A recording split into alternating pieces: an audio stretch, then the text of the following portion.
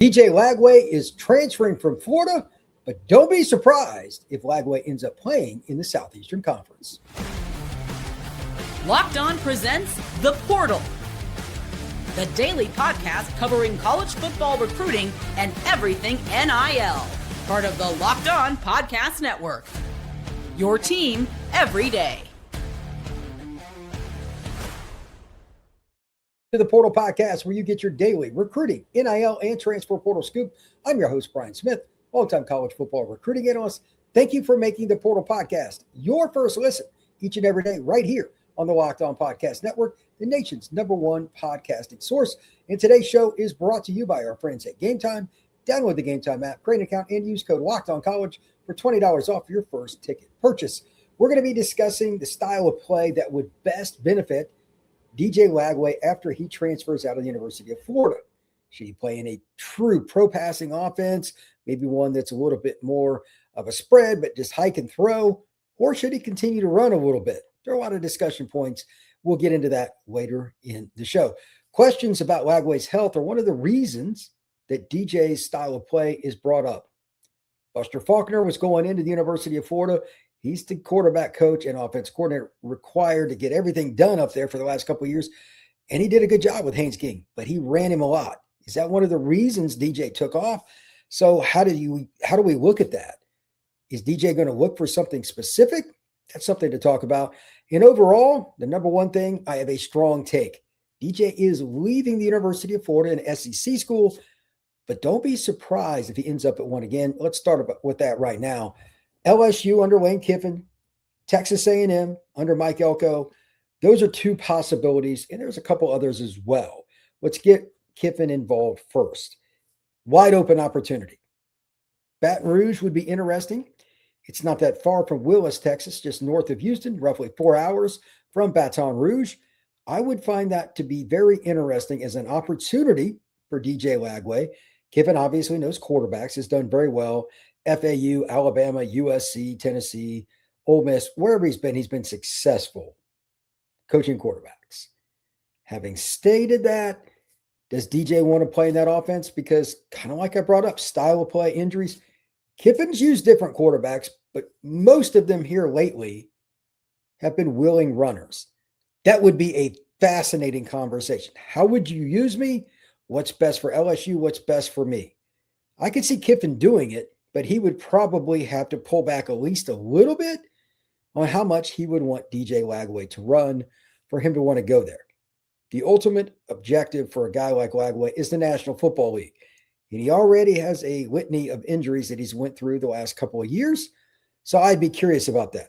Don't count out Kiffin and LSU, but that is an intriguing team to kind of put an asterisk by. Don't count out the Tigers. A&M. They were a team that was trying to get Lagway for a long time, even after he had been committed to the Florida Gators. Now, Elko's in charge. Let's see what happens there. Maybe, just thinking out loud, even though Marcel Reed is coming back, maybe DJ gets a full year off. Red shirts, Marcel leaves. DJ has 2 years of eligibility thereafter because he's got 3 years to play too. That's a possibility. And A&M's right up the road from where DJ Lagway played his high school ball at Willis, Texas, on the north edge of Houston. Okay. USC. They were actually, from what I'm told, the second place finisher in the original high school recruiting sweepstakes for Lagway. They made a very strong late push to get DJ Lagway. Could he go out to LA? Same kind of deal with A&M. If Lagway went that route, Jade Maeva is the incumbent quarterback for the Trojans. Lagway sits out 3 years to play too. That's possible. Obviously, that coaching staff understands the passing game, putting points on the board. Lincoln Riley's done it for a long time. And he's always recruited the state of Texas. Remember, he was the head coach at the University of Oklahoma, had a lot of success in the Lone Star State. I'm sure that's still a possibility. Anybody else? Sure.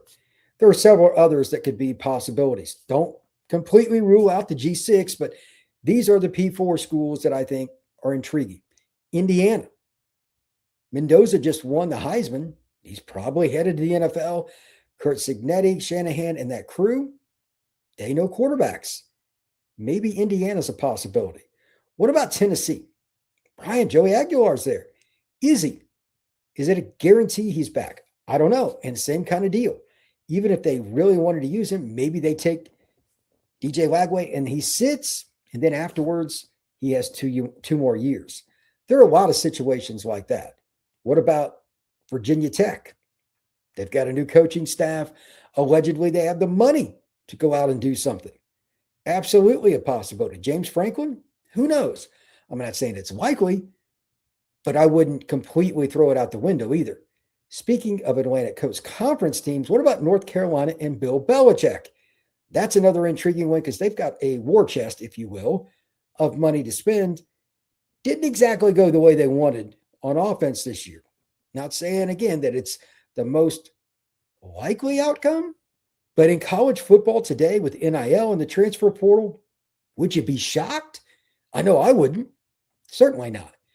Then finally, just kind of looking around the landscape, remember, DJ Lagway is from the state of Texas. Texas Tech, Baylor, TCU, all those schools, SMU as well. Like, they all have NIL money. Wouldn't be shocking. And one last one, kind of close. What about Oklahoma State? They don't get the Mestemaker kid from North Texas with Coach Morris coming over. Maybe Lagway ends up in Stillwater. Anything is possible. There are so many different ways to go. And it even could be Oklahoma. He could sit behind John Mateer for a year. This is a wild circumstance. As it relates to DJ's decision, much like Kiffin, when he took the LSU job, he's going to be one of the top guys. The quarterback dominoes, they're all over the place on who it could be. Lagway's not necessarily number one, but he is towards the top because the physical gifts are obvious. Anybody that stood next to him, had the chance to speak with him and just watch him throw, big time arm. He's a sledgehammer as a runner. He's 235, 240, and he's a kid that really enjoys the game.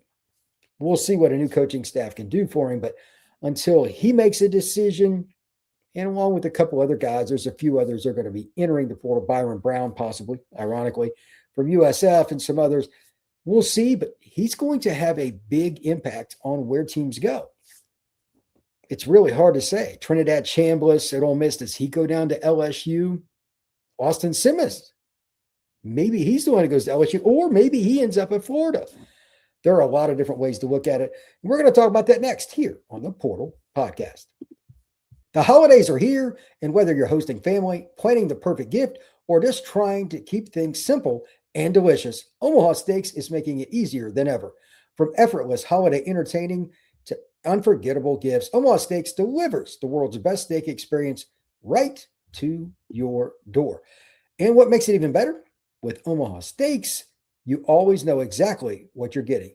USDA certified tender steaks, premium proteins, gourmet sides, and decadent desserts that make anyone feel appreciated. Here's a couple of examples of some great things about them. Look, you can send gifts wherever you want, and I'm all for it. But don't forget about yourself either. Maybe it is a ribeye that you're looking for. Maybe you need some sides for hosting a party. Omaha Steaks can do as small an order or as big an order as you'd like. Steaks that are aged, they're very tender. It's not easy to do that yourself. Let Omaha Steaks do it for you. And it's one of those last minute gifts that you could get for your dad, your father-in-law, or anybody else. How many people do you know that don't really like steaks, desserts, sides, or even have an entire meal sent to them? Save big on gourmet gifts and holiday favorites with Omaha Steaks. Visit omahasteaks.com, and for an extra $35 off, use code COLLEGE at checkout. Terms apply. See site for details. That's omahasteaks.com. Use promo code COLLEGE. Thank you once again for making this your first listen here on the Portal Podcast each and every day. I'm Brian Smith, longtime college football recruiting analyst. Truly appreciate you stopping in. And to make it a little bit better for you, how about making it easier for you? Really exclusive here, $5 a month, no ads. You're going to have the opportunity for Discord. Just check out the link down in the description, the Everydayer Club here on the Locked On Podcast Network. Again, truly appreciate you stopping in. And this show is always going to do the same shows every day. That's not going away. But if you want to take it to the next level, go ahead and check out the Everydayer Club right here on the Locked On Podcast Network. So let's talk a little bit about the health and the situation with DJ, all the different teams that could be involved with him, there are a lot of different points here. UF, maybe they're going to be trading him out. Maybe it's, who knows, with Austin Simmons, who originally committed to Florida. So many different things around this discussion. But how does this end up? College football is wild. Like, I've got so many notes over here about the teams. I got stats and everything. It really is just crazy. So here's something for you. Here at DJ Stats, let's just start with that to make it easy. He's not a guy that has played a ton because of all the injuries. But here are his stats from this year.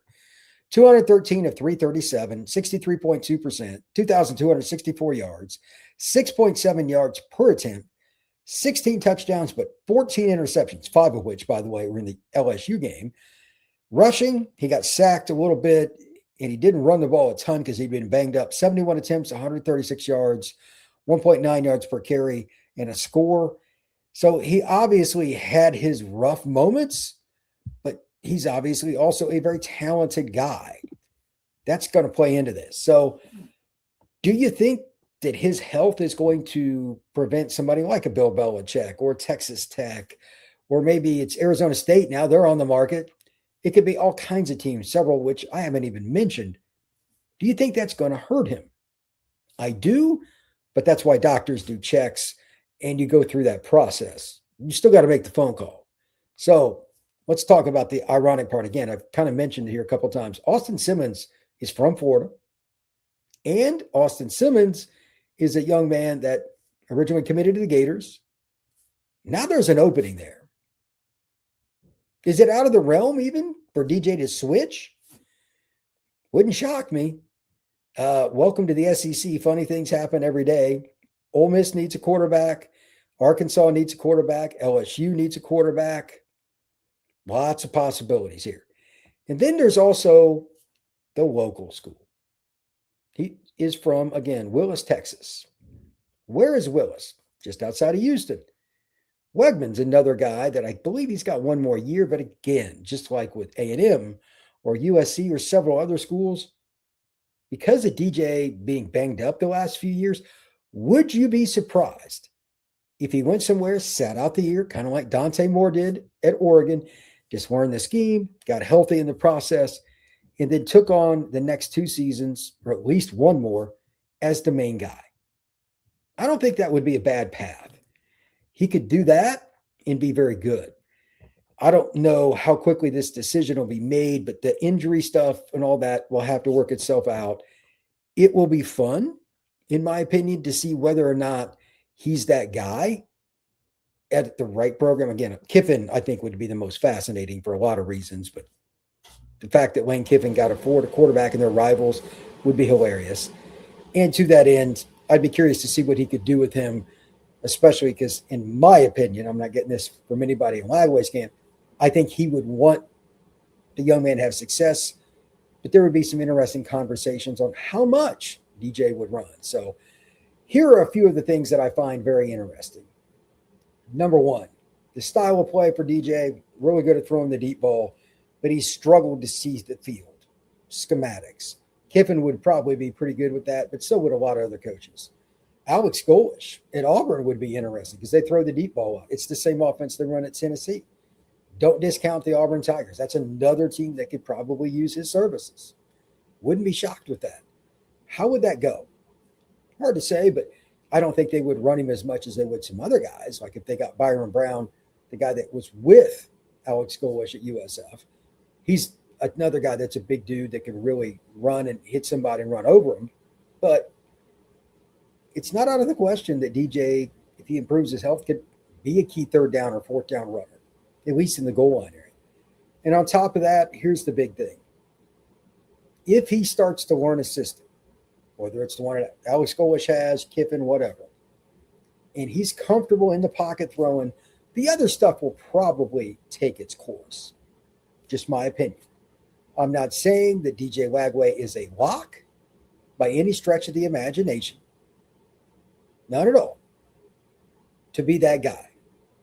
But it is possible that he could still be a high NFL draft pick because of the size, the personality, the arm strength, all of those attributes that made him an elite recruit coming out of high school.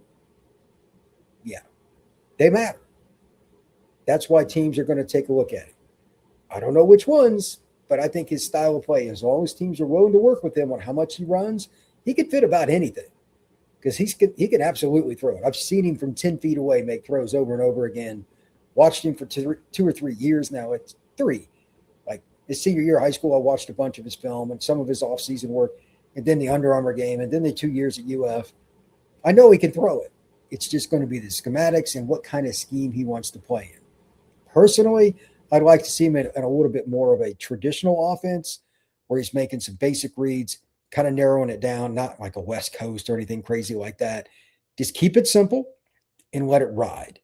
If DJ Lagway does that, I think he can be a very successful quarterback in 2026 and beyond. Again, if he sits out a year, that's fine. I don't really care, but I think DJ will be very, very good if he's given a chance to heal and just learn the system. Throwing into the Wolves definitely has to be the starter, definitely has to be that guy. I don't like that much, but again, that's one of the reasons LSU is important because like they need to win right away with as much as they're spending. But some of these other schools would be fascinating too. And from a personal perspective, I kind of hope he goes to Houston, sits out a year, then Wegman has a chance to leave. Then he has a chance to be the hometown hero. Maybe that's an option. I don't know. Keyshawn would be the guy that's waiting in the wings. So some people are going to say, oh, you can't do that. It's not guaranteed that Keyshawn's going to be the quarterback. For those who don't know, Keyshawn Henderson's coming in. He's another local kid. But DJ could still be that guy. Maybe he doesn't go there because of that. But competition is good for everybody. So there are a lot of options. And Baylor could be that. Could be Texas Tech. Could be TCU. Could be SMU. I don't know. But I'm really curious to see where DJ Lagway ends up because, quite frankly, that's a quarterback with the skills to play in just about any kind of offense. It's going to be fun to see where he ends up. Thank you very much for making the Portal Podcast your first listen each and every day right here on the Locked On Podcast Network. Please like and subscribe. We will see you again later today on the live show.